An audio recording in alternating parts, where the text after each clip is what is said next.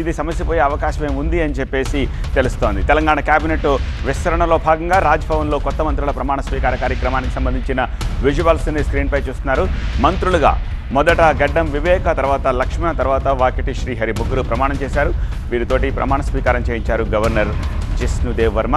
సామాజిక సమీకరణల ప్రకారమే కేబినెట్ కూర్పు జరిగింది అని సుస్పష్టంగా తెలుస్తోంది.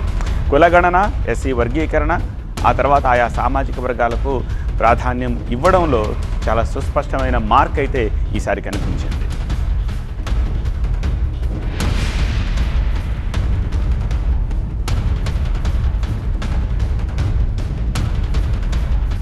నేను అడ్లూరి లక్ష్మణ్ కుమార్ అనే నేను శాసనం ద్వారా నిర్మితమైన భారత రాజ్యాంగం పట్ల నిజమైన విశ్వాసం, విధేయత చూపుతానని, భారతదేశ సార్వభౌమాధికారాన్ని, సమగ్రతను కాపాడుతానని, తెలంగాణ రాష్ట్ర మంత్రిగా నా కర్తవ్యాన్ని శ్రద్ధతో, అంతఃగత శుద్ధితో నిర్వర్తిస్తానని, భయం కానీ, పక్షపాతం కానీ, రాగద్వేషాలు కానీ లేకుండా రాజ్యాంగాన్ని, శాసనాలను అనుసరించి ప్రజలందరికీ న్యాయం చేకూరుస్తానని దైవ సాక్షిగా ప్రమాణం చేస్తున్నాను.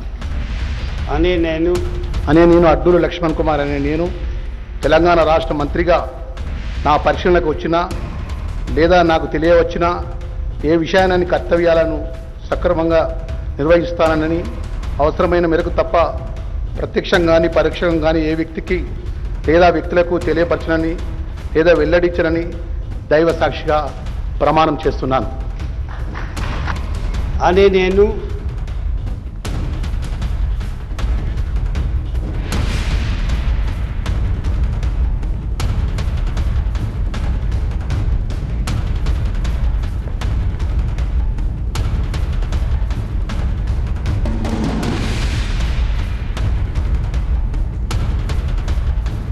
రాజ్భవన్లో కొత్త మంత్రుల ప్రమాణ స్వీకారానికి సంబంధించిన దృశ్యాలవి.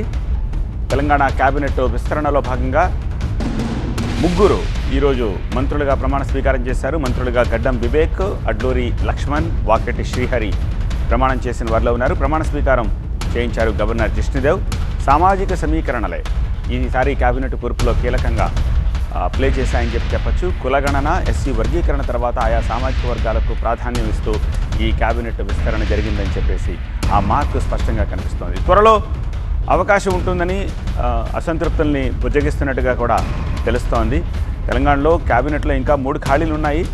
ప్రస్తుతం పదవి దక్కని నేతల్ని హైకమాండ్ బుజ్జగిస్తోంది. త్వరలోనే వాళ్ళకి అవకాశం ఉంటుందని నచ్చచెప్తున్నారు నేతలు. రెడ్ల నుంచి పదవి ఆశించారు సుదర్శన్ రెడ్డి, రాజగోపాల్ రెడ్డి, మల్రెడ్డి రంగారెడ్డి. అలాగే వెలమకోటలో ప్రేమసాగర్రావు పదవి ఆశించారు. సీనియర్లు పదవి ఆశించిన వారికి ఇన్ఛార్జి ద్వారా బుజ్జగింపుల్ని చేస్తూ ఉన్నారు. ఇటీవల కులగణన, ఎస్సీ వర్గీకరణ నేపథ్యంలో సామాజిక వర్గాలకు కేబినెట్లో ప్రాధాన్యత ఇచ్చారు కాబట్టి ఈసారి మిమ్మల్ని ప్లేస్ చేయలేకపోయామని చెప్పి వాళ్ళకు నచ్చ చెప్తున్నట్టుగా తెలుస్తోంది.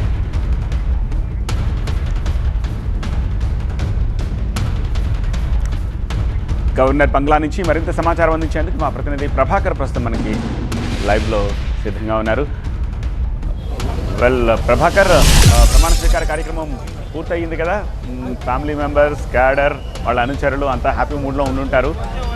సో వీళ్ళకి శాఖల కేటాయింపు ఇవాళ జరిగే అవకాశం ఉన్నట్టుగా తెలుస్తోందా?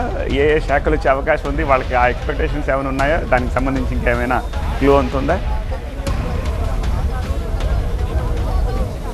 రైట్, ప్రమాణ స్వీకారం కొద్దిసేపటి క్రితం ముగిసిన నేపథ్యంలో సాయంత్రానికి దీనిపైన క్లారిటీ వచ్చే అవకాశం అయితే కనిపిస్తుంది. ఎందుకంటే సీఎంఓ నుంచి సాయంత్రానికి జీఏడీ శాఖల అలొకేషన్స్ అయితే చేయడం జరుగుతుంది. అది తదుపరి అంశం. ప్రమాణ స్వీకారం జరిగిన తర్వాత మంత్రులకు పోర్ట్ఫోలియోస్ని డిసైడ్ చేయడం. దాని తర్వాత ఇప్పుడు ప్రస్తుతం అయితే 3 మంత్రులు ప్రమాణ స్వీకారం చేశారు. కొద్దిసేపట్లోనే బయటకు రానున్నారు. ఐటీ జరుగుతుంది, తేనేటి విందు ఉంటుంది. ప్రమాణ స్వీకారం జరిగిన తర్వాత రాజ్భవన్ లోపల ఆ కార్యక్రమం జరుగుతుంది. కార్యక్రమం అనంతరం బయటకు రానున్నారు 3 మంత్రులు కూడా. సీఎం కొద్దిసేపట్లోనే వెళ్ళిపోతున్నారు. మరికొద్దిసేపట్లో సీఎం కూడా బయటకు రానున్నారు. ఇక బుజ్జగింపుల పర్వం కూడా స్టార్ట్ అయింది. అసంతృప్తుల పర్వం స్టార్ట్ అయింది. బుజ్జగింపుల పర్వం కూడా మొదలైపోయింది. మనం అనుకుంటూనే ఉన్నాం, ఏడాదిన్నరగా కాంగ్రెస్ ఇలాంటి ఇబ్బందులు రాకూడదనే కసరత్తు చేసింది. ఆ కసరత్తులో భాగంగానే చాలా కూర్పును చేసింది, సామాజిక కూర్పును చేసే ప్రయత్నం చేసింది.